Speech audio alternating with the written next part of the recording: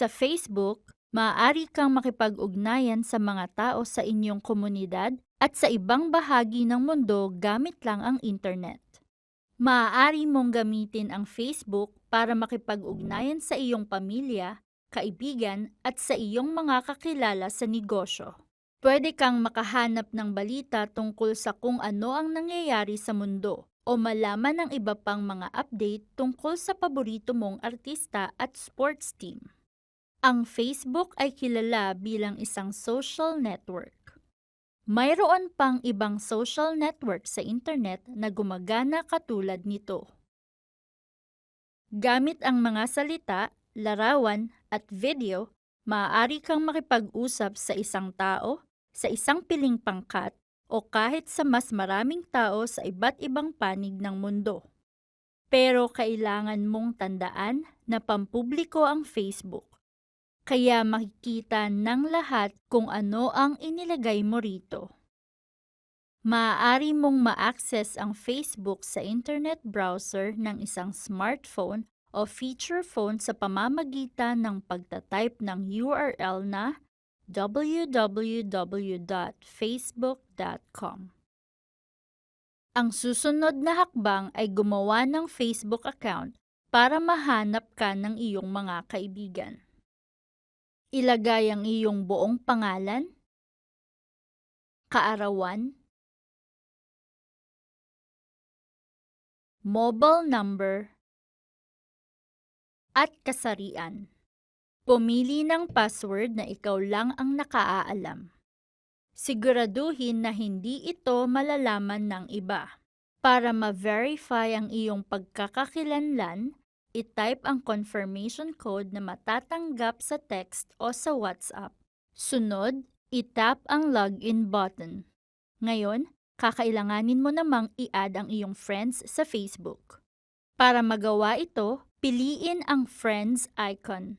Hanapin ang pangalan ng iyong mga kaibigan at i-add sila. Ang bawat kaibigan na i-add mo ay makatatanggap ng friend request. Kapag tinanggap na ng kaibigan mo ang iyong request, makikita mo ang anumang impormasyong ibinabahagi nila sa tuwing gumagamit ka ng Facebook at makikita rin nila ang sayo. Ngayon, handa na ang iyong Facebook account. Maaari ka na ngayong magbahagi ng mga personal na story at update o impormasyon tungkol sa iyong negosyo. Para makapag-post, maaari kang mag-type ng text sa What's on your mind tab. Dito, maaari ka ring magdagdag ng larawan o video sa pamamagitan ng pag-tap sa icon ng camera. Maaari mo ring piliin kung sino ang gusto mong makakita ng iyong post, kung ito man ay para lang sa iyong friends o pwede rin sa public. Para manatiling ligtas sa Facebook, maaari mong piliin kung kanino ka lamang makikipag-ugnayan. I-tap lang ang icon na Privacy Shortcuts at piliin kung sino ang pwedeng makakita ng iyong impormasyon, mag-contact sa iyo, at paano limitahan ang mga impormasyong makikita ng isang tao tungkol sa iyo. Para magamit ang Facebook app, kailangan mong magpa-load sa iyong mobile network provider. May ilang partikular na mga gawain sa Facebook tulad ng panonood ng mga video o pakikinig sa music. Pag-post ng mga photo o pag-view rito, ang gumagamit ng mas maraming data kaysa sa pagkokomento o pagbabahagi ng mga personal na update gamit lang ang text. Kaya naman, maaaring mas malaki ang kakailanganin mong load.